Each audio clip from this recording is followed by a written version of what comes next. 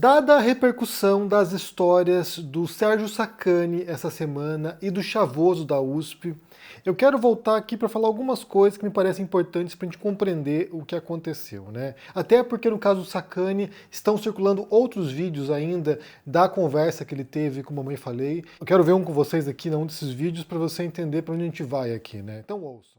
O pessoal falando tanta besteira, né, cara? Principalmente quando é cara... Não dá pra aguentar, cara. Presidente da República, sinceramente, cara, falando os absurdos, né, que o Lula tem que falar, pelo menos de SpaceX, de Elon Musk e tal, sem entender nada. E como, cara, que não busca um assessor, cara. Entendeu? Ou alguém que fala assim, cara, não fala isso aí não, porque o que você tá falando é besteira, Sim. cara. Porque uma coisa sou eu falar um Zé Mané, outra coisa é o presidente da República, cara, que representa o Brasil, Sim. sendo que uma das besteiras ele falou, eu tava até lá na Suíça, né? Pegou mal pra caramba, né? Pra todo mundo, falou, caramba, Sim. cara, que loucura é essa? E pra complementar ainda tem a Janja, Ah, né? a Janja mandando o outro lá, sabe? Que pelo amor de Deus, cara, pelo amor... E eu falo, vou repetir aqui, eu falo toda vez na minha live, a culpa... A Janja odeia a ciência, cara. Porque ela ter falado aquilo lá, como ela tem muita gente que segue ela, ninguém quer assistir lançamento de foguete agora, por causa do Elon Musk, entendeu? É lógico. Sério? Ela chegou a influenciar tanta gente assim? Influencia, cara. Ela influencia a galera. Cara, que absurdo. Ela odeia a ciência, Janja, você aí, ó. Então, aqui nesse vídeo aqui, o Sacani está se referindo àquela fala, né, que a gente criticou aqui, inclusive, no canal, da Janja dizendo fuck you, Elon Musk. E segundo ele aqui, né, para você ver o exagero da situação, ele diz que ninguém quer ver mais lançamento de foguete por causa da Janja, que a Janja odeia a ciência e isso está prejudicando a ciência no Brasil. Para você ver o exagero, né, o modo como a pessoa cria um factóide na cabeça. E a gente fala aqui de um comunicador científico, né?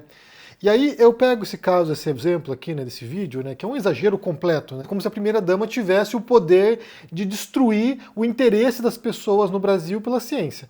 Então, vamos pegar um exagero como esse para a gente entender aqui algumas coisas, né? Até porque também, como eu falei, quero vincular essas duas histórias do Sacani e do Chavoso, porque o Chavoso publicou ontem um vídeo falando sobre as reações que tiveram em relação à fala dele sobre o filme Ainda Estou Aqui, que ele fez uma crítica, né? A gente comentou aqui, ele fez uma crítica ao filme, e aí ele vinculou isso com a violência policial no Brasil e como o pobre ainda hoje vive numa ditadura. E aí muita gente criticou também o Chavoso, muita gente ficou indignada com os comentários que ele teceu sobre o filme e sobre esse contexto, né? E aí ele fez um vídeo dizendo que ele recebeu algumas críticas pertinentes, mas que muita gente da esquerda era um bando de playboy branco, racista e homofóbico. E aí, eu não vi esse tipo de comentário nesse sentido, mas imagino que tenha chegado sim, até porque a dinâmica das redes sociais é perversa. Então, assim, críticas genuínas, críticas legítimas, elas chegam misturadas e elas acabam sendo sufocadas pela onda de ódio que existe. E é um ódio que é usado, né, instrumentalizado para a destruição de opositores políticos, para adversários ideológicos. Muitas vezes não é culpa direta do influenciador em particular que gera essa onda, mas às vezes é. Às vezes tem um influenciador que, sabendo como é a sua audiência, instiga o ódio contra outra pessoa. Então, é uma dinâmica perversa que se fundamenta na treta, se fundamenta, sabe, nessas interações corrosivas e gera esse tipo de reação. Então, nesse caso aqui, é lamentável que pessoas estejam atacando o Chavoso pessoalmente por causa de ideias que ele tem sobre um filme em particular. Tipo, ele não gostou do filme? Grande merda. Então, assim, você aí gosta e assista o filme. O cara não curtiu o filme, curta outra coisa, e assim por diante. Então, assim, foi o que eu falei no vídeo inicial sobre isso, né? Gosto é totalmente individual e subjetivo. Então, assim, você gosta de Rolling Stones, outro cara gosta de Beatles, outro gosta de, sei lá, sertanejo e outro gosta de funk, assim por diante. E aí cada um com seus gostos particulares. Então, assim, isso não é um problema. O que aconteceu foi, nesses casos aqui, que a dimensão do que eles disseram, né, tanto do Sacani quanto o do Chavoso, levou, vamos dizer aqui, uma onda de cancelamento vindo contra essas pessoas, né? E no caso do Sacani, também eu falei, né, que ele não era cancelado porque ele era amigo de pessoas importantes. Não estava chamando, não estava conclamando o cancelamento do Sacani. Aqui, o que eu quero fazer é entender como nem o Sacani, nem o Chavoso são idiotas. Nem os dois é estúpido. E aqui eu vou reforçar uma ideia que eu trouxe recentemente aqui sobre a comunicação nossa, né?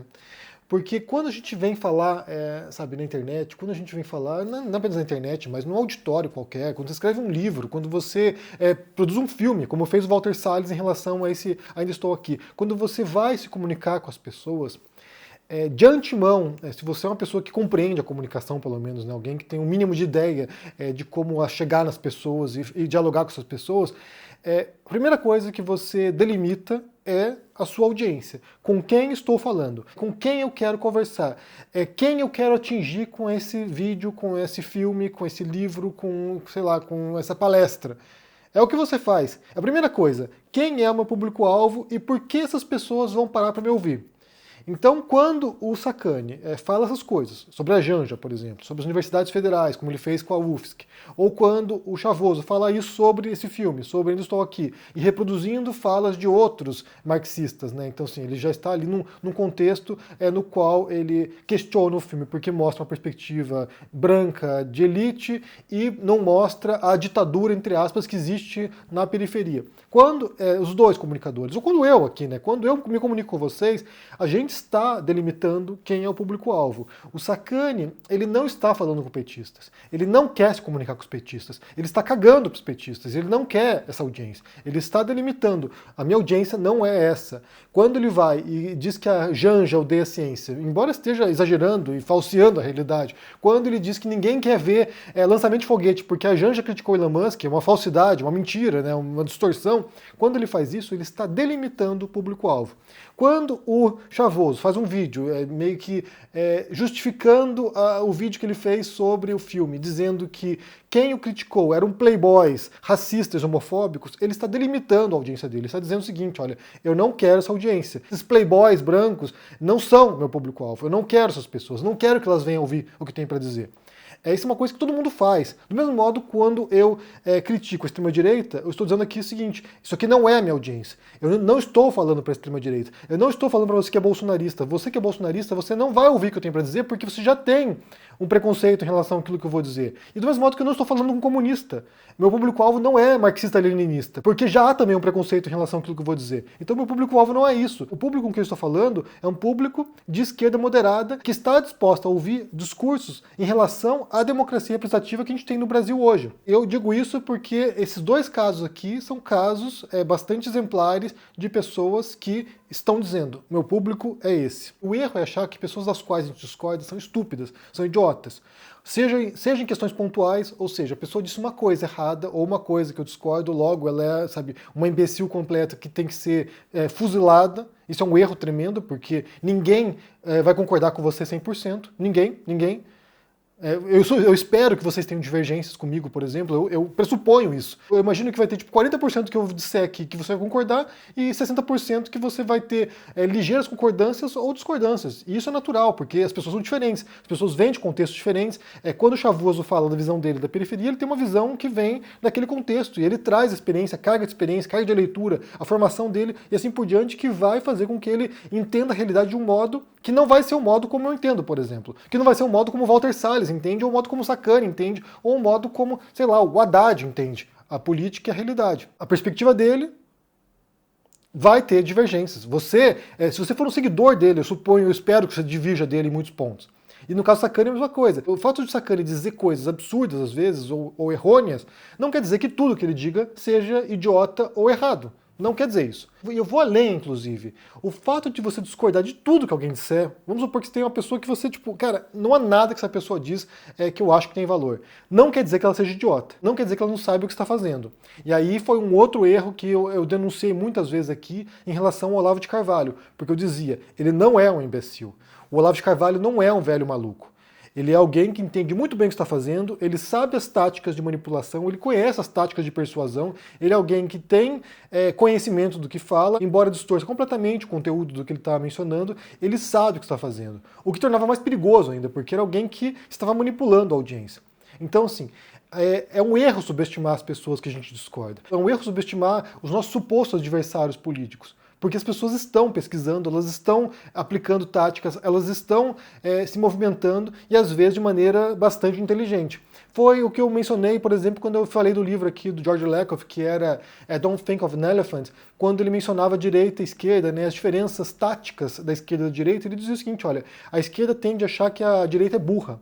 E pelo contrário, a direita é mais inteligente em termos de organização do que a esquerda, porque a direita está se mobilizando e está, adotando táticas para chegar ao poder que a esquerda não é capaz de fazer porque fica em micro-picuinhas perpétuas de modo que nunca consegue se organizar. Talvez nem queira se organizar também, né? Talvez é muito mais fácil você ficar jogando pedra do que você ter que ser vidraça. Então acho que a esquerda gosta de jogar pedra e tem um pouco de receio de um dia chegar ao poder de verdade, né? Esquerda radical, por exemplo, chegar ao poder e depois ter que justificar escolhas esdrúxulas.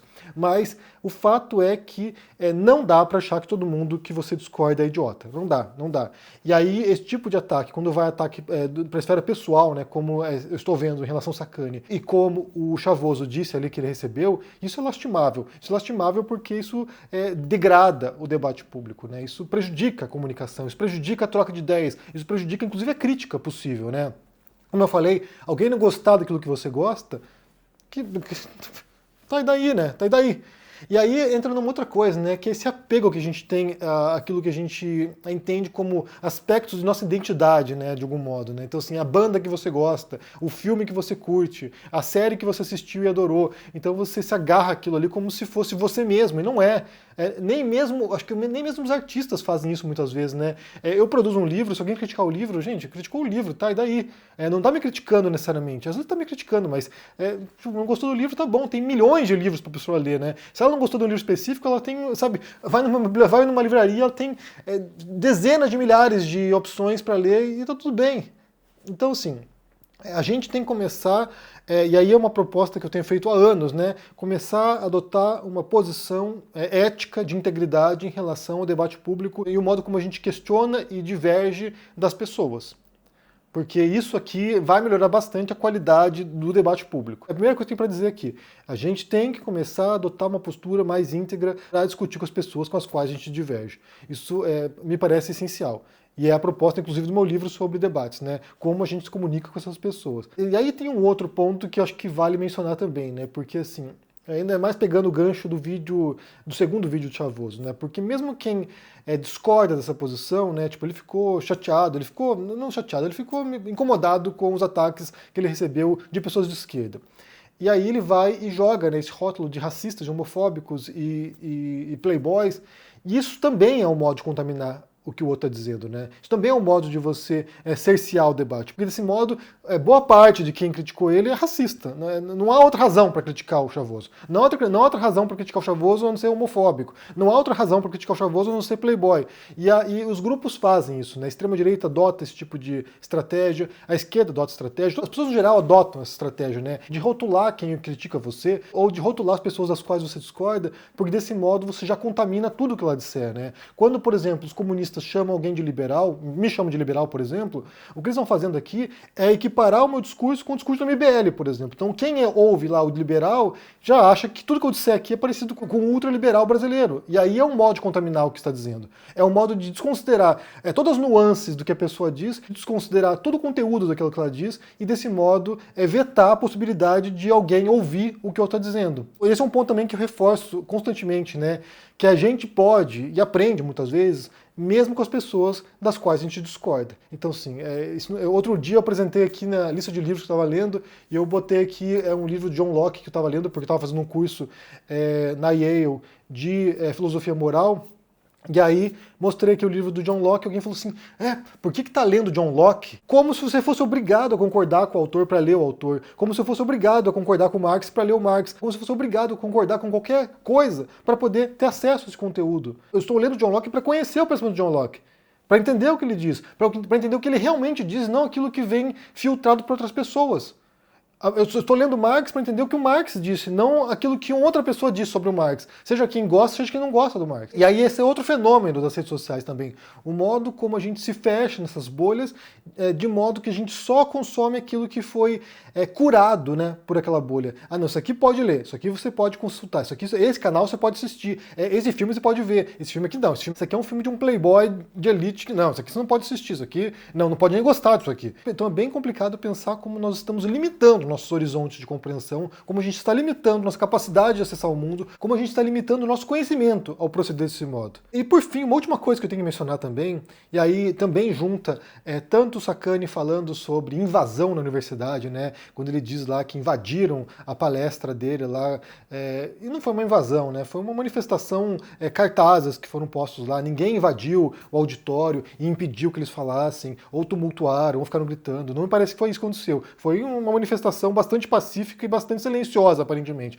Então, sim, invasão é o que faz o MBL invade a universidade, o MBL invade, certos espaços de esquerda para tumultuar, então, assim, não foi uma invasão. Então, quando você pega um conceito, uma coisa que, um termo utilizado para certo contexto, e você tira esse contexto e deturpa esse conceito, isso é muito problemático. Assim como fez Chavoso também, né? Quando ele diz que a ditadura continua existindo na favela, daí ele até cita o Guilherme lá, que é a Rita Von Hunt, falando sobre ditadura, isso também é uma deturpação do conceito, né? Porque ditadura não quer dizer isso, ditadura não significa isso, na ciência política. Ditadura é um termo específico, aplicado para regimes, para governos, né? Então, assim, quando ele diz que tem ditadura na favela, ditadura na periferia, ele está pegando um conceito, a ciência política está, tirando o seu sentido, está despindo esse conceito do sentido próprio daquele conceito e tentando aplicar para uma outra realidade que não é aquilo. O fato de existir polícia autoritária, polícia brutal numa democracia, não faz com que aquela democracia vire uma ditadura. Não faz.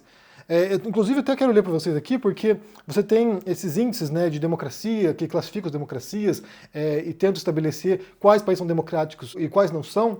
E esses índices, eles não são preto no branco, eles não são assim, é democracia ou não é. Há uma gradação de democracias, há uma série de critérios, há muitos critérios para poder avaliar se um país é democrático ou não é. E aí eu quero ler para vocês quais são os critérios aqui aplicados, né, para você entender o que quer dizer quando se fala de democracia ou ditadura, né, ou autoritarismo, pelo menos. E aí os critérios adotados aqui são 5 categorias principais. Um deles é o processo eleitoral e pluralismo, que avalia a existência de eleições livres e justas, a competitividade política e a capacidade dos cidadãos de escolherem seus representantes sem restrições. 2. Funcionamento do governo. Analisa a eficácia do governo, a transparência, a corrupção e a capacidade de implementar políticas públicas. 3. Participação política. Mede o engajamento dos cidadãos na política, incluindo taxas de participação eleitoral, envolvimento em partidos políticos e outras formas de participação cívica. 4. Cultura política. Examina o nível de apoio a valores democráticos, a confiança nas instituições e a aceitação de normas democráticas pela população. E 5. Liberdades civis. Avalia a proteção de direitos e liberdades fundamentais, como liberdade de expressão, de imprensa, de religião e de associação. Então, assim, são 5 categorias usadas, né, nesses índices, por exemplo, de avaliação de um país democrático ou não, né? E bem, você pega aqui esses 5 critérios, aqui 5 categorias, você pode perceber claramente que o Brasil é um país democrático. É claro que, como eu falei, é uma gradação de democracias, né? O Brasil não é uma democracia plena, de acordo com esses critérios. Porque tem 4 gradações aqui, de acordo com esses índices. Um deles são democracias plenas, o segundo nível, democracias imperfeitas, que é o caso do Brasil e Estados Unidos. O terceiro nível, regimes híbridos, e o quarto, regimes autoritários. Um país pode ser democrático e ainda assim ser violento, e ainda assim ter instituições violentas. Um país pode ser democrático e ainda assim ser muito problemático, porque a democracia não é uma utopia. A democracia não é, um regime perfeito. Do mesmo modo que nenhum outro regime é perfeito também. Então, basta pensar, América Latina, o único país considerado democracia plena na América Latina é o Uruguai. Por exemplo, Europa Ocidental, Portugal, Itália e Bélgica não são consideradas como democracias plenas, mas sim democracias imperfeitas, democracias falhas, por outras razões diferentes do Brasil. Então, dizer que na periferia ainda é uma ditadura é uma distorção do conceito. Do mesmo modo como faz Sacani dizer que foi invadido, a mesa que ele estava dando foi invadida. Não foi invadida, foi uma manifestação bastante pacífica. E essa distorção de conceitos ela é feita para confundir as pessoas também, de modo a distorcer a percepção delas sobre a realidade para convencê-las da tese que eles estão, defendendo. Isso funciona muitas vezes, isso funciona. É quando você vai e diz que a polícia repressiva torturando cidadãos, torturando trabalhadores pobres no Brasil, isso é equivalente à ditadura, isso distorce a compreensão dessas pessoas sobre o que é uma ditadura. E como não há relação com a ditadura militar no Brasil. Porque se fosse aquele regime ditatorial daquela época, o Chavoso não estava na internet fazendo vídeo, não estava publicando vídeo no YouTube. Estaria num DOP sendo torturado. Então, às vezes, reforçar também a compreensão desses conceitos acaba sendo fundamental para evitar esse tipo de manipulação desses conceitos para fins ideológicos. Só reforço aqui a importância de estabelecermos certos critérios mínimos também de comportamento ético para discordar das pessoas também, né?